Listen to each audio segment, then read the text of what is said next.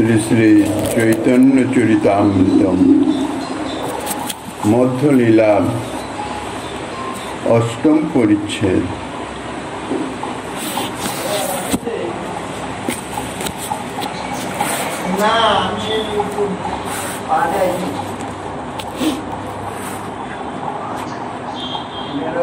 সুস্থ হইয়া দোহে সেই স্থানেতে বসিলা, তবে হাসি মহাপ্রভু কহিতে লাগিলা।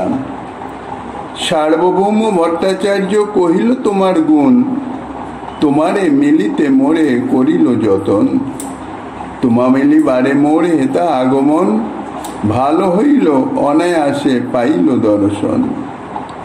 কলিযুগ পাবন অবতার পরম করুণাময় শ্রী গৌরাঙ্গ সুন্দরের পরম অন্তরঙ্গ প্রিয় পার্ষদ বর্জ পূজ্যপাদ শ্রীল কৃষ্ণদাস কবিরাজ গোস্বামী তানার শ্রী চৈতন্য চরিতামৃত নামক শ্রী গ্রন্থের মধ্যলীলার অষ্টম পরিচ্ছেদে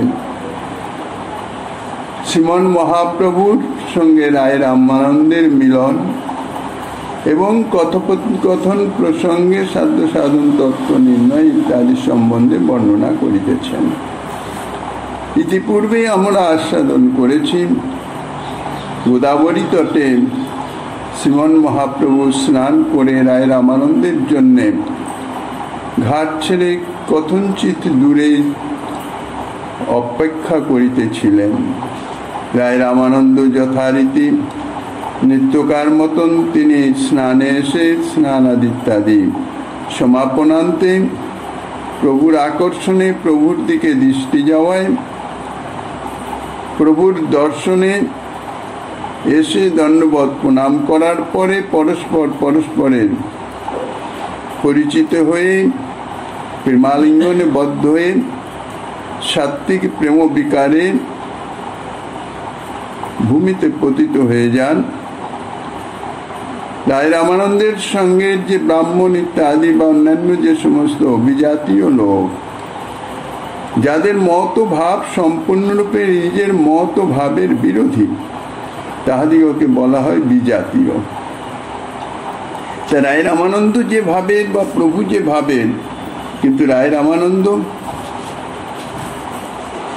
রাজা তো, অর্থাৎ সামন্ত রাজা, তার ঠাটবাট ইত্যাদি সেই রাজকীয় ইত্যাদি বাহ্যিক সব ছিল, কিন্তু রায় রামানন্দের ভাব ছিল সম্পূর্ণ অন্য। মহাপ্রভুর সঙ্গে ভাবে মিলিত হওয়াতে প্রেমাবিষ্ট হয়ে গিয়েছিলেন, কিন্তু চতুষ্পার্শ্বের যে বিজাতীয় তারা সেই ভাব সম্বন্ধে কিছু জানেনও না। তারা আশ্চর্যান্বিত হয়ে নানান রকম বিরোধী কথোপকথন করছিলেন এবং এর কারণ অনুসন্ধান করতে পারছিলেন না। তাই সেই বিজাতীয় যে ভাব, তাদের এই যে চিন্তা তরঙ্গ, ভাবনার তরঙ্গ, যাহা কিছু আমরা মনে ভাবনা করি বা চিন্তা করি, তার একটা তরঙ্গ বায়ুমণ্ডলের সঙ্গে শ্বাস প্রশ্বাসের মাধ্যমে মিশ্রিত হয়ে যায়, যাহাকে চিন্তা তরঙ্গ বলে বা ভাবের তরঙ্গ বলে। মহাপ্রভু রায় রামানন্দের যে ভাব, তানাদের সেই ভাবের তরঙ্গ বায়ুমণ্ডলে মিশ্রিত হচ্ছেন, আর বিজাতীয় যারা তানার সঙ্গে ছিলেন তাদের ভাবের তরঙ্গ সম্পূর্ণ বিপরীত। সে তরঙ্গে যখন সংঘাত হচ্ছে, তখন মহাপ্রভুর যে ভাব তরঙ্গ, অর্থাৎ সেটা কি মানে আঘাতপ্রাপ্ত হচ্ছে।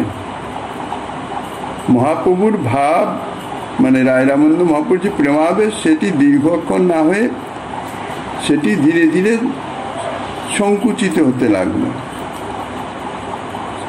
চেতনা ফিরে এলো, বাহ্যস্মৃতি লুপ্ত হয়ে গেছিল, চেতনা ফিরে এলো এবং বুঝতে পারলেন, এবং বিজাতীয় ভাবের যারা তাদের দেখে নিজেদের ভাব সম্বরণ করে দিলেন।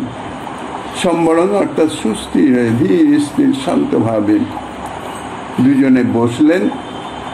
তারপরে মহাপ্রভু মৃদুমন্দ হেসে রায় রামানন্দকে বলছেন,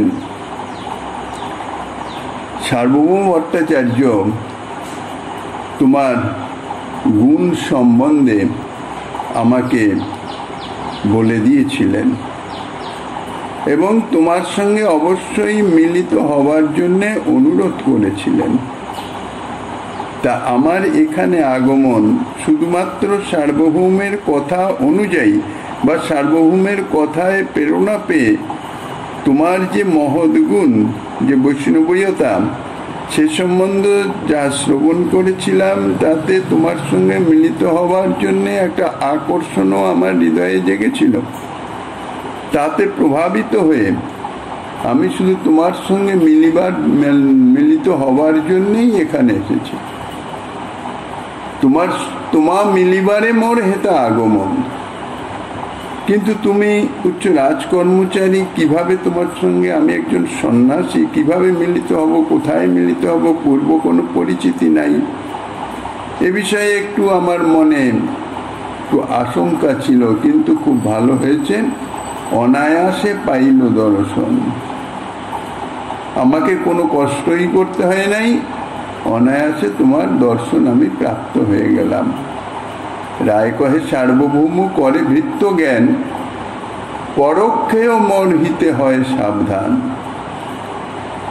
সার্বভৌম রায় রামানন্দ তিনি তো প্রেমী ভক্ত, তার হৃদয়ে সেই ভক্তত্ব যে দৈন্যতা সেটা সদা সর্বদা বিদ্যমান। অর্থাৎ তাঁর কথায় বার্তায় আচরণে সেই দৈন্যতা স্থানকাল পাত্র হিসাবে। যেখানে তিনি রাজা, রাজকার্য ইত্যাদি সেখানকার ভাব আলাদা, কিন্তু যেখানে বৈষ্ণবীয় পরিবেশ বা সেই জাতীয় যদি সেই ভাবের কারোর সঙ্গে কোনো বার্তালাপ ইত্যাদি, সেক্ষেত্রে তাঁর সেই ভক্তিভাব উত্থিত সেই দৈন্যতাপূর্ণ আচরণ প্রকাশিত হয়। তাই দৈন্যতা সহকারে বলছেন সার্বভৌম করে ভৃত্য জ্ঞান। আমাকে ভৃত্য বা দাস বলে মনে করেন, সেই জন্যে অর্থাৎ আমাকে অত্যন্ত তিনি প্রীতি করেন। কিন্তু ইতিপূর্বে অর্থাৎ মহাপ্রভুর সার্বভৌমের সঙ্গে মিলিত হওয়ার পূর্ব পর্যন্ত সার্বভৌম ভট্টাচার্য কিন্তু রায় রামানন্দকে যখন প্রয়োজনে মহারাজ প্রতাপদের সঙ্গে মিলিত হওয়ার জন্যে বা তাঁর যে পরিবার আদি যাহারা পুরীতে অবস্থান করতেন তাদের সঙ্গে মিলিত হওয়ার জন্য তিনি যখন আসতেন, সার্বভৌম ভট্টাচার্যের সঙ্গে মিলিত হতেন। সার্বভৌম ভট্টাচার্য তাহার ভক্তিভাবকে তো বিন্দুমাত্র অঙ্গীকার করতেন না, উপরন্তু নানান রকম উপহার বাক্য প্রদান করতেন। কিন্তু শুদ্ধ প্রেমী ভক্ত সে সমস্ত কোনো কিছুই তিনি কিন্তু ধরেন নাই। কেননা যারা যথার্থ ভক্ত হন তাঁরা অদোষদর্শী, গুণগ্রাহী, কখনো দোষ দেখেন না, সদা সর্বদাই গুণটাই গ্রহণ করেন। তাই সার্বভৌম ভট্টাচার্যকে তিনি যে জাতীয় ব্যবহারই করুন না কেন, প্রভুর আগমনের পর তাঁর চিত্ত শোধিত হয়ে গিয়ে তিনি তখন রায় রামানন্দের মহিমাটি যথার্থ অনুভব করতে পেরেছেন। অর্থাৎ তাহার যে পাণ্ডিত্য তাহার সার্থক। কিন্তু রায় রামানন্দের যে দৈন্যক্তি সেটি বিদ্যমান প্রথম থেকেই, যে তিনি আমাকে ভৃত্য জ্ঞান করেন, দাস জ্ঞান করেন, অর্থাৎ অত্যন্ত প্রীতি করেন। এক তো আমি শূদ্র, তিনি ব্রাহ্মণ, তারপরে মানে জগৎ বিখ্যাত পণ্ডিত, এই জন্যই সম্বন্ধটা বলছেন দাস, ভৃত্য জ্ঞান করেন, আমাকে অত্যন্ত স্নেহ করেন, যার জন্যে পরোক্ষেও মোর হিতে হয় সাবধান। অর্থাৎ প্রত্যক্ষ তো আমার সবসময় মঙ্গল বিধান তিনি করেনি, কিন্তু পরোক্ষভাবেও সদা সর্বদাই আমার মঙ্গলের জন্যে তিনি যত্নবান হয়েন। তার কৃপায় পাইনু তোমার দর্শন, আজি সফল হইল মোর মনুষ্য জনম। পরোক্ষেও কিভাবে তিনি মঙ্গল করেন সেই সম্বন্ধেই রায় রামানন্দ বলছেন যে তার কৃপাতে আজ তোমার দর্শন পেলাম, যেটি আমার ভাগ্যে হওয়ার কথা নয়। কেননা আপনি সন্ন্যাসী, আমি রাজা, সন্ন্যাসীর রাজদর্শন নিষিদ্ধ, কখনোই আপনার আমার সঙ্গে মিলিত হওয়ার অর্থাৎ আমার আপনাকে দর্শন করবার সৌভাগ্য হবার কথা নয়। অপর প্রাণী অপেক্ষা বিচার বুদ্ধি ইত্যাদিতে মনুষ্যের কিছু বৈশিষ্ট্য আছে, এই জন্যে মনুষ্য সর্বশ্রেষ্ঠ। আর এই যে বৈশিষ্ট্য, 84 লক্ষ জনি যে সমস্ত ইতর জীব, পশু পক্ষী কীট পতঙ্গ স্থাবর জঙ্গম ইত্যাদি সমস্ত কিছু, সকলেই জীব, সবার মধ্যেই সেই জীব স্বরূপে বিদ্যমান আছেন জীবাত্মা। কিন্তু এই যে মনুষ্য শরীর, এর যে কি বিশেষ বৈশিষ্ট্য অর্থাৎ বিচার বুদ্ধি বিবেক, যেগুলি অন্য কোনো প্রাণীতে অর্থাৎ অন্য কোনো জীব শরীরে তাহা নাই, বা থাকলেও অত্যন্ত সংকুচিত, এত কম যে তাহা ধরাই যায় না। এই জন্যে মহাজনগণ বলছেন নরতনু ভজনের মূল। এই মনুষ্য দেহ ইহা হচ্ছে ভগবত ভজনের মূল স্বরূপ অর্থাৎ একমাত্র উপায়। মনুষ্য দেহ ছাড়া যথার্থ ভজন হয় না। তবে দেখা যায় পশু পক্ষী কীট পতঙ্গের মধ্যেও কিছু বিশেষ বিশেষ তাহারা কৃপা প্রাপ্ত হয়ে যান, কিন্তু সেগুলি বিশেষ অর্থাৎ ব্যতিক্রম চরিত্র। পশু পক্ষী কীট পতঙ্গের ভজন করবার কোনো সামর্থ্য নাই, কোনোভাবে কোনো বিশেষ এসে কৃপা প্রাপ্ত হয়ে গিয়ে তাহারা হয়তো উদ্ধার হয়ে যান। তো এই জন্যে দেবদেহে, মনুষ্য দেহ থেকে যদি বিচার করতে হয়, দেবদেহ অত্যন্ত উচ্চ স্তরের, কিন্তু সেই দেবদেহে কিংবা মনুষ্যতেরও যে সমস্ত দেহ, পশু পক্ষী কীট পতঙ্গ ইত্যাদি, সেই নারকীয় দেহ যাহাতে শুধুমাত্র যন্ত্রণাই ভোগ করতে হয়, মনুষ্যের নেই জ্ঞানমূলক বা ভক্তিমূলক সাধনের কোনো সুযোগ নাই, কোনো সামর্থ্য নাই। এখন প্রশ্ন হতে পারে, নারকীয় দেহে অর্থাৎ মনুষ্য 13 দেহে, সেখানে নয় চৈতন্যের বিকাশ খুব কম, বিচার বুদ্ধি ইত্যাদি নাই, কাজেই তাহারা ভজন না করতে পারেন। কিন্তু দেবদেহ, দেবতারা তো মনুষ্য দেহ থেকে আরো উন্নত, তেজস্ময়, তেজ সম্পন্ন, তা সেই দেহে কেন ভজন হবে না?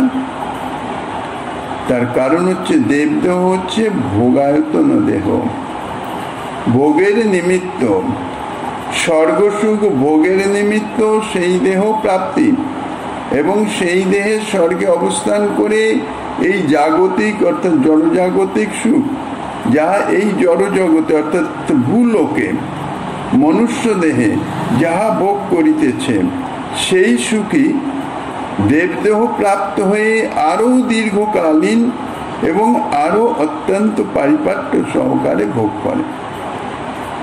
এই জন্যই স্বর্গপ্রাপ্তি চাই। কিন্তু এত ভোগাবিষ্ট সেই দেবদেহ, কারণ ভোগের নিমিত্তই সেই দেহ প্রাপ্তি, অর্থাৎ জাগতিক সুখ ভোগ করবার নিমিত্তই দেবদেহ প্রাপ্তি। সেই জন্য সেই দেহের ভক্তিমূলক সাধনের সুযোগ নাই। এই জগতে হরিকথা আছে, যেটি স্বর্গলোকে নাই। এই জন্যে এই যে ভজনের সুযোগ, ভক্তিমূলক সাধনার যে সুযোগ, তা একমাত্র মনুষ্য শরীরে, মনুষ্যেরই আছে। তাই স্বর্গবাসীরা কিংবা নরকবাসীরা, তারাও যখন তাদের একটু বুদ্ধিবৃত্তি, একটু চৈতন্য জাগরিত হয়, তখন তাহারা নরদেহ প্রাপ্ত হয়ে অর্থাৎ এই ভূমণ্ডলে নরদেহ কামনা করেন। শ্রীমদ্ ভাগবতে তাই বলছেন, স্বর্গিনু অপ্যেত মিচ্ছন্তি লোকং নিরয়িনসু তথা সাধকং জ্ঞান ভক্তিভ্যামু ভয়ম তদ অসাধকম। স্বর্গলোকবাসী হোক কিংবা নরকবাসী হোক অর্থাৎ ইতর জনিতে হোক, তারা সকলেই সদা সর্বদাই এই ভূমণ্ডলে সাধনা করবার জন্যে তাহারা নরদেহ অর্থাৎ মনুষ্য দেহের কামনা করেন। কিন্তু এই যে ভজন উপযোগী নরদেহ, ইহা অত্যন্ত সুদুর্লভ। কোন সাধনার সিদ্ধিতে মনুষ্য দেহ প্রাপ্তি ইহা কখনোই সম্ভব নয়। ইহা শ্রী ভগবানের কৃপার দান। শ্রী ভগবান কৃপা করে কোন জীবকে মনুষ্য দেহ প্রদান করেন, ভগবত ভজন করেন, সে ভগবত পাদপদ্ম সেবা পাওয়ার অধিকারী হওয়ার জন্যে, অর্থাৎ ভজন করবার জন্যে। কেননা একমাত্র এই মনুষ্য দেহেই ভজন সম্ভব, অন্য দেহে সম্ভব নয়। তাই এই ভজন উপযোগী নরদেহ অত্যন্ত সুদুর্লভ দেহ। শ্রী ভগবানের কৃপাতেই আমরা সেই দেহ প্রাপ্ত হয়েছি। আর যাহারা সুবুদ্ধিমান জীব অর্থাৎ সুবুদ্ধিমান মনুষ্য, তাহারা এই যে মনুষ্য দেহরূপ তরণী, সংসারকে বলা হয়েছে সাগর সদৃশ, ভবসাগর। সংসার সাগর অর্থাৎ এই যে জন্ম মৃত্যু রূপ যে তরঙ্গের নিরন্তর তাহাতে নিমজ্জমান উজ্জমান হচ্ছে, অর্থাৎ ডুবছে উঠছে, ডুবছে উঠছে, কিন্তু তার পরপারে যাওয়ার সামর্থ্য তাহার নাই। এই সংসাররূপ সাগর অর্থাৎ ভবসাগর, সাগর পার হতে গেলে চাই তরুণী নৌকা চাই। এই মনুষ্য দেহ হচ্ছে উপযুক্ত নৌকা এই ভবসাগর পার হওয়ার জন্যে। তা এই ভবসাগরে মনুষ্যরূপ দেহ অর্থাৎ মনুষ্য দেহরূপ যে তরণী বা নৌকা, সেটা তো ভাসিয়ে দিয়েছি। অর্থাৎ জন্ম হয়েছে, দেহ কৃপা ভগবত কৃপা প্রাপ্ত হয়েছি, ভবসাগরে সংসার সাগরে ভাসিতেছি। কিন্তু সাগরে ভাসমান তরণীকে পারে নিয়ে যাওয়ার জন্যে একজন কর্ণধার তো চাই, সঠিকভাবে চালিত করে তাকে পরপারে পৌঁছে দেবে। তা নয় তো সাগরের মধ্যে তরঙ্গে উতাল পাতাল ঘূর্ণিপাক এই করতে থাকবে, কখনো সে পারে পৌঁছাতে পারবে না। তো শ্রী গুরুদেবকে কর্ণধার করে যদি এই দেহ তরিকে ভবসাগরে ভাসিয়ে দেওয়া যায়, অর্থাৎ শ্রী গুরুদেবের আনুগত্যে শ্রী গুরুদেবকে এই তরণীর কর্ণধার অর্থাৎ তিনি যেভাবে পরিচালিত করবেন সেইভাবেই পরিচালিত হয়ে, তানার আনুগত্যে তানার নির্দেশে সেইভাবে চলিত হয়ে যদি চলা যায়, তাহলে শ্রী গুরুদেবের কৃপায় ভবসাগরে পৌঁছে যায়।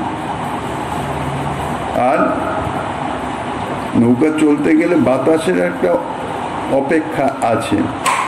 যদি অনুকূল বাতাস পাওয়া যায় তাহলে নৌকা অতি শীঘ্র অতি দ্রুত চলতে থাকে, আর প্রতিকূল বাতাস এসে গেলে কিন্তু নৌকার অগ্রগতি স্তিমিত হয়ে যায়, অসম্ভব হয়ে পড়ে কখনো কখনো, বা বিপরীত দিকে চালিত করে ডুবিয়েও দিতে পারে। কিন্তু যদি শ্রী গুরুদেবকে কর্ণধার করা যায়, শ্রী গুরুদেব কর্ণধার রূপে তরিকে যদি চালিয়ে নেন, আর সেই সঙ্গে সঙ্গে শ্রী ভগবানের কৃপারূপ বাতাস যদি চলতে থাকে, শ্রী ভগবানের কৃপারূপ বাতাস চলতে আছে, কিন্তু শ্রী ভগবত কৃপাকে অনুভব করে সেইভাবে সেটিকে গ্রহণ করে সেইভাবে তো চালিত করা চাই, চলা চাই। তাই সেই শ্রী ভগবানের কৃপারূপ বাতাসে তাহা অতি শীঘ্র ভবসাগরের পরপারে অর্থাৎ ভগবত শ্রীচরণে গিয়ে উপনীত হতে পারে।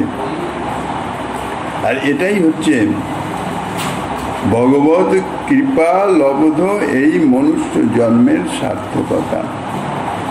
একমাত্র ভগবত চরণে যদি পৌঁছানো যায়, অর্থাৎ ভগবত পাদপদ্ম সেবার অধিকারী হওয়া যায়, তাহলেই যথার্থ মনুষ্য জন্মের সার্থকতা। এছাড়া যত যাই কিছু সেই করুক না কেন, জড়জাগতিক লাভ, পূজা, প্রতিষ্ঠা যাই সে প্রাপ্ত হোক না কেন, কোনোটাই তার সার্থকতা নয়। কেননা দেহ নাশের সঙ্গে সঙ্গে সমস্ত কিছু নাশ হয়ে যাবে, বিনাশ হয়ে যাবে, কিছুই তার সঙ্গে যাবে না। তাই শ্রীমদ্ ভাগবতে বলেছেন, নিদেহ মাদ্যং সুলভং সুদুর্লভং প্লবং সুকল্পং গুরুকরণ ধারম ময়ানুকূলেন নভস্যতে রীতং পুমান ভবাব্দিং ন তরে স আত্মহা। এই সুদুর্লভ মনুষ্য দেহ প্রাপ্ত হয়ে, মনুষ্য দেহরূপ তরণী প্রাপ্ত হয়ে এবং পরম করুণাময় শ্রী গুরুদেবকে কর্ণধার রূপে স্থাপন করে, প্রতিষ্ঠা করে, অর্থাৎ গুরুচরণ আশ্রয় করে, এবং সেই সঙ্গে সঙ্গে শ্রী ভগবান বলছেন ময়ানুকূলেন নভস্যতে রীতং, আমার অনুকূল কৃপা বাতাস সদা সর্বদাই প্রবাহিত হচ্ছে। সেই অনুকূল কৃপা বাতাস প্রাপ্ত হয়ে যে মনুষ্য এই ভবসাগর পার হতে না পারে, সে হচ্ছে আত্মঘাতী। রায় রামানন্দ আজ স্বয়ং ভগবান শ্রী শ্রী গৌরাঙ্গ সুন্দরের শ্রীচরণ দর্শনের সৌভাগ্য লাভ করে নিজ মনুষ্য জন্মকে সফল বলে মনে করিতেছেন। আজি সফল হইল মোর মনুষ্য জন্ম। সার্বভৌমে তোমার কৃপা এই তার চিন, অস্পৃশ্য স্পর্শিলে হইয়া তার প্রেমাধীন। রায় রামানন্দ বলছেন, সার্বভৌমের প্রতি তোমার যে অসীম কৃপা, তার প্রমাণ বা তার লক্ষণ আমি দেখতে পাচ্ছি। তার লক্ষণ কি, কিসে সেটা বুঝতে পারলাম যে সার্বভৌমের উপর তোমার অসীম কৃপা, যে আমার ন্যায় অস্পৃশ্য, আমি তোমার স্পর্শের যোগ্য নই। সেই আমার ন্যায় অস্পৃশ্যকেও তুমি স্পর্শ করলে শুধুমাত্র তার প্রেমের অধীন হয়ে, তার প্রেমের বশ হয়ে। তার প্রতি যে তোমার কৃপা, ইহাই তাহার নিদর্শন। কেননা কাহা তুমি সাক্ষাৎ ঈশ্বর নারায়ণ, কাহা মই রাজ সেবী বিষয়ী শূদ্রাধন। কোথায় তুমি হচ্ছ ঈশ্বর নারায়ণ? দুই অর্থে হয়। এক তো তত্ত্ব তো সত্যি সত্যিই ভগবান, আর সন্ন্যাসী স্বরূপে নারায়ণ স্বরূপ মানা হয়। এই জন্য সন্ন্যাসীকে দণ্ডবোধ প্রণাম ইত্যাদি নমো নারায়ণায় বলে দণ্ডবোধ করতে হয়। কাজে কোথায় তুমি সাক্ষাৎ ঈশ্বর নারায়ণ, আর কোথায় আমি অত্যন্ত হীন রাজসেবী বিষয়ী, সদা সর্বদাই রাজকার্যে রত থাকি, জড়জাগতিক বিষয়ে মত্ত, তারপরে শূদ্র, তারপরে শূদ্রের মধ্যে আমি সবচেয়ে অধম। মোর স্পর্শে না করিলে ঘৃণা বেদ ভয়। শাস্ত্রে আমার স্পর্শ তোমার নিষিদ্ধ, তোমার সন্ন্যাসী স্বরূপে নিষিদ্ধ। কিন্তু আমাকে স্পর্শ করবার জন্যে আমাকে তুমি তো ঘৃণা করলেই না। আমি শূদ্রাধম, কোনো রকম ঘৃণা করলে না। কোনো শাস্ত্রের যে মর্যাদা, অর্থাৎ শাস্ত্রের বাণী, তারও তুমি কোনো ভয় করলে না। কেননা মোর দর্শন তোমা বেদে নিষেধ হয়। আমার দর্শন অর্থাৎ রাজ দর্শন শাস্ত্রে সন্ন্যাসী নিষিদ্ধ, বেদে তোমাকে আমার দর্শন করতে নিষেধ করে দিয়েছে। কিন্তু তোমার কৃপায় তোমায় করায় নিন্দ কর্ম, সাক্ষাৎ ঈশ্বর তুমি কে জানে তোমার মর্ম। এটি সাধারণের ক্ষমতা নয়, অর্থাৎ জীবের এটি ক্ষমতা নয়। জীব এই জাতীয় নিন্দ কর্ম কখনো করতে পারে না। কিন্তু তুমি যেহেতু সাক্ষাৎ ঈশ্বর ভগবান, তোমার যে করুণা গুণ, কৃপা গুণ, তুমি যে কৃপাময়, সেই কৃপা গুণে তুমি এই জাতীয় নিন্দ কর্ম করতেও, অর্থাৎ তোমার করুণায় এই জাতীয় নিন্দ কর্ম তোমাকে দিয়ে করাচ্ছে, তুমি তাতে কোনো রকম ভূক্ষেপ করছো না। এতেই বোঝা যায় তুমি সাক্ষাৎ ঈশ্বর। কাজী তোমার যে মহিমা, তাকেই জানবে। তুমি যে বললে তোমাকে দর্শন করবার জন্যই আমি এখানে এসেছি, খুব ভালো হয়েছে, অনায়াসে তোমার দর্শন পেলাম, এটি যথার্থ কথা নয়, এটা বাস্তব কথা নয়। বাস্তব কথা হচ্ছে কি, আমার নিস্তারিতে তোমার ইহা আগমন, পরম দয়ালু তুমি পতিত পাবন। একমাত্র আমাকে উদ্ধার করবার জন্যই তুমি কৃপা করে, অর্থাৎ তোমার কৃপাগুণ তোমাকে এখানে নিয়ে এসছেন, কেননা তুমি পরম দয়ালু আর পতিতি পাবন। আমার মতন দিনহীন পতিতি কাঙাল, তাকে উদ্ধার করবার জন্যেই তোমার এখানে আগমন হয়েছে। তার কারণ মহান্ত স্বভাব এই তারিতে পামর, নিজ কার্য নাই তবু যান তার ঘর। মহতেরই এটা স্বভাব। তুমি তো সাক্ষাৎ ঈশ্বর, ঈশ্বরের তো কথাই নাই, কিন্তু তোমার যে অনুগত জন, যাদের ভক্ত বা মহৎ বা মহাত্মা ইত্যাদি বলা হয়, তাদের এই যে তোমার যে কৃপা গুণ, ভগবানের গুণ তার প্রেমী ভক্তের মধ্যে সঞ্চারিত হয়, প্রকাশিত হয়। তা সেই মহতের স্বভাব হচ্ছেই, তুমি যেমন পতিত পাবন, পতিত উদ্ধার করো অযাচিত ভাবে তোমার কৃপা গুণে, সেই রকম মহন্তের অর্থাৎ মহতের সাধু ভক্তের তাদের স্বভাবই এই যে পতিত উদ্ধারের জন্যে নিজের কোনো প্রয়োজন নাই, তবু শুধুমাত্র তাকে উদ্ধার করবার জন্য, অর্থাৎ তাকে ভগবত উন্মুখ করবার জন্যে, ভগবত পাদপদ্মে পৌঁছাবার জন্যে তার ঘরে পৌঁছে যান অযাচিত ভাবে। সে সম্বন্ধে কবিরাজ গোস্বামী শ্রীমদ্ ভাগবতের একটি শ্লোকের উদ্ধৃতি দিয়েছেন। মহতের এই যে অপার কৃপা গুণ, তার প্রমাণ স্বরূপ মহদ্বিচলনং নৃণাং গৃহীণাং দীন চেতসাম নিঃশ্রেষায় ভগবান কল্পতে নান্যথা ক্বচিৎ। হে ভগবান, দীনচিত্ত গৃহীগণের কল্যাণ সাধনার্থেই তাহাদের গৃহে মহৎ ব্যক্তিগণের গমন হয়ে থাকে, অন্য কারণে কোথাও তাহাদের গমন হয় না। শ্রীমদ্ ভাগবতে এই শ্লোকটি বর্ণিত আছে কোথায়? যখন গর্গাচার্য ব্রজে এলেন বসুদেবের অনুরোধে রামকৃষ্ণের নামকরণের জন্যে, যখন নন্দা মহারাজের গিয়ে এলেন অযাচিত ভাবে, বসুদেব পাঠিয়েছেন মথুরা থেকে, নন্দ মহারাজ তো কোনো আহ্বান করেন নাই, আমন্ত্রণ করেন নাই, কিন্তু নন্দ মহারাজ তিনি তো পরম মহৎ, পরম সাধুসেবী ভক্ত। এই জন্য নন্দ মহারাজ অযাচিত গর্গাচার্যের দর্শন পেয়ে পাদ্যার্ঘ্য ইত্যাদির দ্বারা আপ্যায়ন করে স্বীয় দৈন্য জ্ঞাপন পূর্বক গর্গাচার্যকে এই শ্লোকটি বলেছিলেন।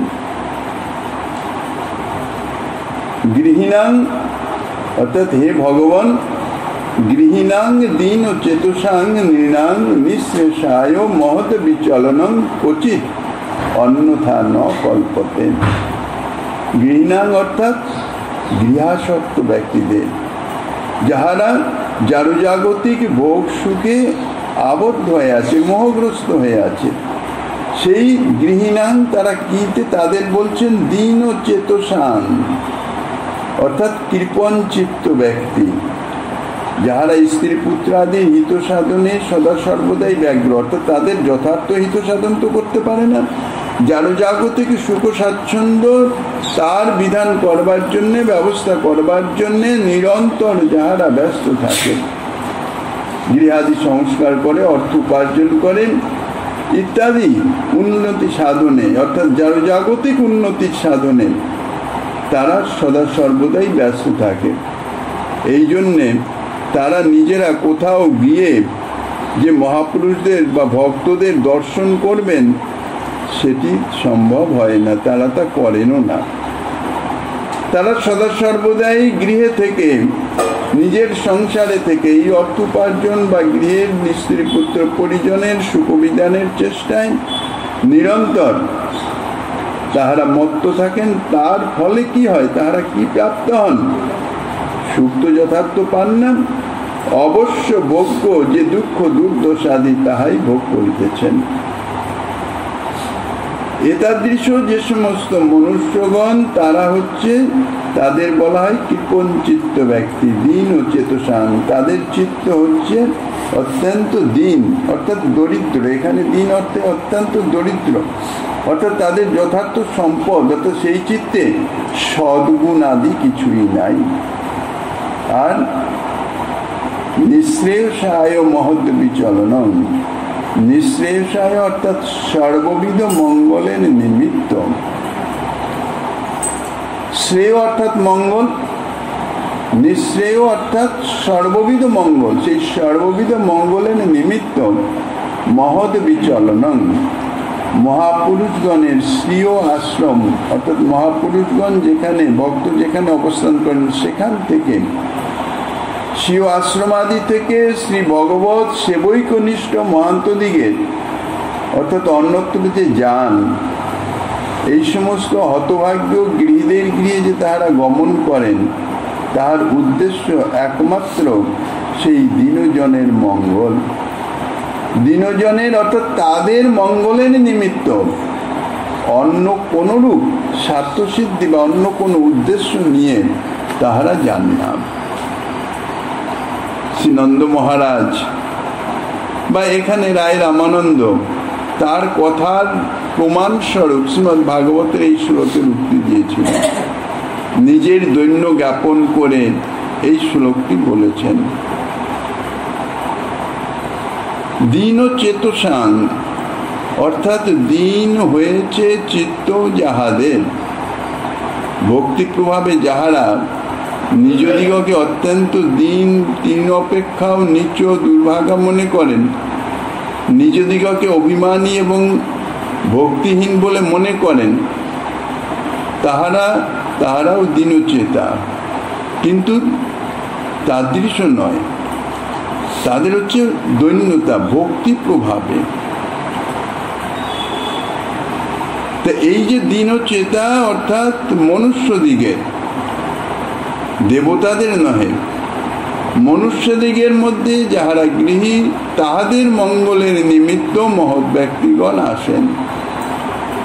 এতাদৃশ লোক যারা, তাহারাই মহৎ কৃপা ধারণ করতে বা যদি মহৎ কৃপা প্রাপ্ত হওয়া যায় তাহা রক্ষা করতে সমর্থ হন।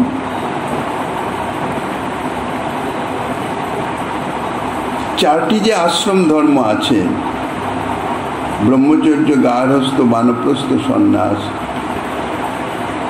এই চারটি আশ্রমের মধ্যে কেবলমাত্র গার্হস্থ ধর্ম অবলম্বী অর্থাৎ গৃহী, সেই গৃহীগণের গৃহেই এই জাতীয় মহান্তগণ তাদের আগমন হয়। তার কারণ হচ্ছে কি, ব্রহ্মচার্যতে অন্য তিন যে আশ্রম, তা এই গৃহস্থ আশ্রমের উপরই নির্ভর করে, তাদের অস্তিত্ব বজায় থাকে। এই জন্যে গৃহস্থাশ্রম এককভাবে তা শ্রেষ্ঠ এবং তা বিশেষভাবে কৃপার পাত্র। বিষ্ণু পুরাণে বর্ণিত আছে, ভিক্ষা ভুজশ্চ যে কেচিৎ পরিব্রাট ব্রহ্মচারিণ তেয়পত্রৈব প্রতিষ্ঠন্তে গার্হস্থং তেন বৈ পরম। যে সকল পরিব্রাজক অর্থাৎ সন্ন্যাস ধর্ম অবলম্বী বা ব্রহ্মচারী, ব্রহ্মচর্য ধর্ম অবলম্বী, তারা ভিক্ষা দ্বারা জীবনযাত্রা নির্বাহ করেন, এটি তাদের ধর্ম। এখন ভিক্ষা কোথায় করবেন? গৃহস্থের গৃহেই করতে হবে। তাহলে গৃহস্থই তাহাদের আশ্রয়, অর্থাৎ তাহাদের দেহ ধারণ করবার আশ্রয় স্বরূপ হচ্ছে গৃহস্থ। এই জন্যে গার্হস্থ আশ্রমই হচ্ছে শ্রেষ্ঠ। পদ্মপুরাণে ওই কথা বলেছেন, গার্হস্থান্নাশ্রম পরহ, গার্হস্থ আশ্রম অপেক্ষা শ্রেষ্ঠ আশ্রম আর নাই। এখন এই শ্লোক সম্বন্ধে একটু আলোচনা করা যায়, বিবেচনা করা যায় যে এই শ্লোকে মহৎদিগের পরগৃহে গমনের কথা বলা হয়েছে। এই শ্লোকের টিকাতে শ্রীপাদ সনাতন গোস্বামী পাদ এই যে মহৎ শব্দে, এই মহৎ কারা, মহৎ শব্দের অর্থ লিখেছেন মহতাং শ্রী ভগবৎ সেবৈক নিষ্ঠানাং, একমাত্র ভগবৎ সেবৈক নিষ্ঠ যে ভক্ত তাহাকেই এখানে মহৎ বলা হয়েছে। গৃহীদিগের মঙ্গলের নিমিত্ত ইহারা নিজ আশ্রম থেকে অন্যত্র অর্থাৎ গৃহীদের গৃহে গমন করেন। শ্রীমন নন্দ মহারাজ এই স্থলে শ্রীপাদ গর্গাচার্যকে লক্ষ্য করে এই শ্লোকটি বলেছিলেন। আর রায় রামানন্দের মহান্ত স্বভাবের কথাই বলেছেন এবং তাহার উক্তির সমর্থনে এই শ্লোকটি উল্লেখ করেছেন যে মহান্ত স্বভাবেই তারিতে পাব। তবে রায় রামানন্দ কি শ্রীমন মহাপ্রভুকে ভগবৎ সেবৈকনিষ্ঠ মহান্ত অর্থাৎ ভক্ত বিশেষ বলে মনে করেছেন? কেননা তার কথাতে তো সেটাই বোঝা যাচ্ছে, মহাপ্রভুকে মহান্ত হিসাবেই তিনি প্রকাশ করেছেন বা তাঁর বক্তব্যে বলছেন, কিন্তু যথার্থ তাহা নয়। কেননা তার পূর্ববর্তী পয়েরেই তিনি বলেছেন সাক্ষাৎ ঈশ্বর তুমি, আর ঠিক পরবর্তী পয়েরে তিনি প্রভুর স্বয়ং ভগবত্তার কথাও স্বীকার করেছেন, কেননা তুমি স্বয়ং ভগবান। তাতে মনে হয় যে ভগবৎ সেবৈকনিষ্ঠ ভক্তগণেরই যখন এই জাতীয় পরোপকার করার স্বভাব, জীবের মঙ্গলের জন্য তাহারা গৃহীদের গিয়েও থাকেন, নিজের কোনো কাজ নাই তবুও যান শুধু তাদের কল্যাণের জন্য। তো যার ভক্তগণের এ জাতীয় কৃপা স্বভাব, করুণা স্বভাব, তাহলে সেই স্বয়ং ভগবান তাঁর কি হতে পারে? পতিত পাবন অবতার শ্রী ভগবানের কথা আর কি বলা যেতে পারে, তাঁর কতটা কৃপা হতে পারে? জীবের মঙ্গলের জন্যেই প্রভু যখন অবতীর্ণ হয়েছেন, তখন তিনি যে গৃহীদের গিয়েও তাহাদের মঙ্গলের জন্য যাবেন, এতে আর বিস্ময়ের কি আছে? পূর্বে যেমন বলি মহারাজকে কৃতার্থ করবার জন্য বামন রূপধারী, বামন রূপে অবতীর্ণ হয়ে তিনি তাহার গিয়েও গিয়েছিলেন। এর পরবর্তী দশম পরিচ্ছেদে, এটা তো অষ্টম পরিচ্ছেদ, সেই দশম পরিচ্ছেদেও এরকম উক্তি আছে।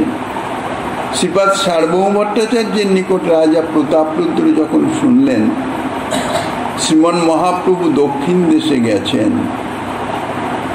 যখন রাজা প্রতাপরুদ্র পরস্পর মহাপ্রভুর নীলাচলে আগমন এবং তাঁর যে মহিমা ইত্যাদি শ্রবণ করে যখন এলেন, এসে যখন সার্বভৌমের সঙ্গে মিলিত হলেন, সার্বভৌমকে জিজ্ঞাসা করলেন প্রভুর সম্বন্ধে, তখন সার্বভৌম ভট্টাচার্য প্রভুর গুণাবলী, বিশেষ করে তার যে স্বয়ং ভগবত্তা সে সম্বন্ধে যখন রাজাকে বললেন, রাজা তখন বললেন যে আপনি যেখানে স্বীকার করছেন বা আপনি যেখানে বলছেন সেখানে আমি মানতে বাধ্য, আমি স্বীকার করে নিচ্ছি, কিন্তু প্রভু জগন্নাথ ছাড়ি কেন গেলাম?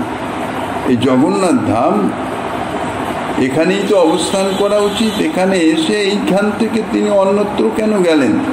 এখানে সাক্ষাৎ জগন্নাথ দেব নিত্য বিরাজমান, তো তাঁকে ছেড়ে কেন গেলেন?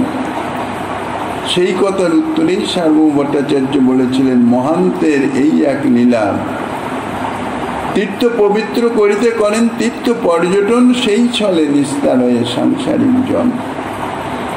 এবং এই উক্তির সমর্থনে সার্বভৌম ভট্টাচার্য শ্রীমদ্ ভাগবতের একটি শ্লোকও বলেছিলেন, ভগবদ্বিদা ভগবতা সে তীর্থি ভূতা স্বয়ং বিভো, তীর্থি কুর্বন্তি তীর্থানি শান্ত সত্যেন গদাভিতা। এই শ্লোকটি বিদুরের প্রতি যুধিষ্ঠিরের উক্তি। বিদুর যখন তীর্থ ভ্রমণ করে যখন ফিরে আসেন কুরুক্ষেত্র যুদ্ধের পরে, তো শ্রীপাদ সার্বভৌম শ্রীমন মহাপ্রভু দক্ষিণ দেশ গমন প্রসঙ্গেই এই কথা বলেছেন। এখন এখানে সার্বভৌম ভট্টাচার্য বলছেন প্রতাপরুদ্রের কথার উত্তরে যে মহান্তের এই এক লীলা, অর্থাৎ মহাপ্রভুকে মহান্ত বলে সম্বোধন করেছেন বা প্রকাশ করেছেন। এখন এই কথাতে স্বাভাবিক মনে হতে পারে যে তিনি হয়তো প্রভুকেই মহান্ত বা শ্লোকোক্ত যে ভাগবত অর্থাৎ ভক্ত, বিশেষ ভক্ত, তাই বলছেন। এইরূপ সন্দেহের নিরসনের জন্যই শ্রীপাদ সার্বভৌম বলছেন, বৈষ্ণবের এই হয় স্বভাব নিশ্চল,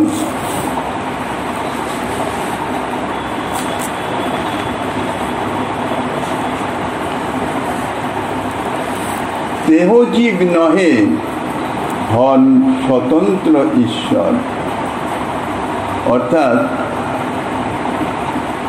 তুমি যে প্রভুর কথা বলছো, তার যে ভক্ত অর্থাৎ যে মহৎ মহান্ত, তারই হচ্ছে এ জাতীয় স্বভাব। নিজ কার্য ছাড়া শুধু পরোপকারের নিমিত্তই তার গৃহে অর্থাৎ তীর্থ পর্যটন আদি ইত্যাদি করে থাকেন। আর সেক্ষেত্রে তিনি তো জীব নন, জীবতত্ত্ব নন, তিনি স্বতন্ত্র ঈশ্বর। অর্থাৎ তার ভক্তেরই যখন লোক নিস্তারার্থ অন্যত্র গমন করে থাকেন, নিজের কোনো প্রয়োজন নাই, তাহলে তিনি তো পরম স্বতন্ত্র ভগবান। তিনি যে লোক ও নিস্তারার্থে অন্যত্র গমন করবেন, এতে বিস্ময়ের কি আছে, আশ্চর্যের কি আছে? আমার সঙ্গে ব্রাহ্মণাদি সহস্রক জন, তোমার দর্শনে সবার দ্রবীভূত মন। রায় রামানন্দ প্রভুকে বলছেন, আমার সঙ্গে এই যে ব্রাহ্মণ, বৈদিক ব্রাহ্মণ আদি বাদ্য বাজনকারী ইত্যাদি পালকি বহনকারী লোক লস্কর, এই সহস্র জন আমার সঙ্গে, এরা সকলেই হচ্ছে বহির্মুখ, এরা ভক্ত নয়, ভগবত উন্মুখ নয়, কিন্তু তোমার দর্শনে সবার দ্রবীভূত মন। আমার সঙ্গে এই যে সমস্ত লোক আছে, তোমাকে দর্শন করে এদের সকলের চিত্ত দ্রবীভূত হয়ে গেছে। তার প্রমাণ কৃষ্ণ কৃষ্ণ নাম শুনি সবার বদনে, সবার অঙ্গ পুলকিত অশ্রুনয়নে। সকলেরই মুখে কৃষ্ণ নাম স্ফুরিত হইতেছে এবং সকলের অঙ্গে পুলক এবং নয়নে অশ্রু দেখা দিয়েছে। অর্থাৎ সকলেরই চিত্তে প্রেমের উদয় হয়েছে এবং তাহাদের দেহে সেই প্রেমের যে বিকার, সাত্ত্বিক বিকার, সেই সাত্ত্বিক ভাবের উদয় হয়েছে। এই দুই পয়ারে রায় রামানন্দ শ্রীমন মহাপ্রভুর যে সাক্ষাৎ ভগবত্তা, স্বয়ং ভগবান যে তিনি বলছেন, তার প্রমাণস্বরূপ তার লক্ষণ প্রকাশ করেছেন। কারণ স্বয়ং ভগবান শ্রীকৃষ্ণ ব্যতীত অন্য কোনো ভগবৎ স্বরূপই কাহাকেও প্রেম প্রদান করতে পারেন না। সন্তবতারা বহব পুষ্করণাবশ্য সর্বত ভদ্রা, কৃষ্ণাদন্য কৌবালতাস্বপি প্রেমদ ভবতী। ভগবান ছাড়া, স্বয়ং ভগবান শ্রীকৃষ্ণ ছাড়া প্রেম সম্পদ, এই প্রেম এ অন্য কোনো ভগবৎ স্বরূপ তিনি দিতে পারেন না। আর এটাই শ্রী ভগবান স্বয়ং শ্রীকৃষ্ণের লক্ষণই হচ্ছে এইটা, যে দর্শন মাত্রেই, তাঁর মুখের বাণী শ্রবণ মাত্রেই প্রেম সঞ্চারিত হয়। অর্থাৎ যতই প্রেমের বাধকতা থাকুক না কেন, অপরাধ আদি বা বহির্মুখতা আদি যা কিছুই থাকুক না কেন, এমনই তার প্রভাব এবং গুণ, যে তার প্রভাব এবং গুণে অর্থাৎ ভগবত দর্শন বা ভগবত শ্রীমুখ বাণী শ্রবণ ইত্যাদির মাধ্যমে তার যে এমন প্রভাব, যে তৎক্ষণাৎ সমস্ত কিছু প্রতিবন্ধকতা দূরীভূত হয়ে তার চিত্তে প্রেমের আবির্ভাব হয়ে যায়। তাই রায় রামানন্দ বলছেন, এই যে সমস্ত আমার সঙ্গের যারা, এরা সব বহির্মুখ, কিন্তু শুধুমাত্র তোমার দর্শনে এদের সকলের চিত্ত দ্রবীভূত হয়েছে, অর্থাৎ সকলের চিত্তে প্রেম প্রকাশিত হয়েছে। তার লক্ষণটা কি? তাহাদের বদনে কৃষ্ণ কৃষ্ণ নাম স্ফুরিত হইতেছে, উচ্চারিত হইতেছে, এবং সেই সঙ্গে সঙ্গে সভার অঙ্গ পুলকিত অর্থাৎ সাত্ত্বিক বিকার, পুলক অশ্রু ইত্যাদি প্রকাশিত হইতেছে, যেটি তো হওয়ার কথা নয়। কাজেই এতেই বোঝা যাচ্ছে যে তুমি সাক্ষাৎ ভগবান অর্থাৎ স্বয়ং শ্রীকৃষ্ণ। কেননা স্বয়ং শ্রীকৃষ্ণ ব্যতীত অপর কেহ তো এই রকম দর্শনাদির মাধ্যমে প্রেম প্রদান করতে সক্ষম নন, পারেন না। প্রভু দর্শন মাত্রে ব্রাহ্মণাদির চিত্তে প্রেমের আবির্ভাব হয়েছেন। তাই প্রভু স্বয়ং ভগবান শ্রীকৃষ্ণই, অন্য কোনো ভগবৎ স্বরূপ নয়। রায় রামানন্দের উক্তির উদ্দেশ্য হচ্ছে যে তুমি স্বয়ং ভগবান শ্রীকৃষ্ণ। এইভাবে রায় রামানন্দ আরো যা কিছু বলছেন শ্রীমন মহাপ্রভু গিরিধারীর কৃপা হলেন। আগামী দিন আস্বাদনের বাসনা রেখে অর্ধকার ভাগবতী কথা এখানেই বিশ্রাম।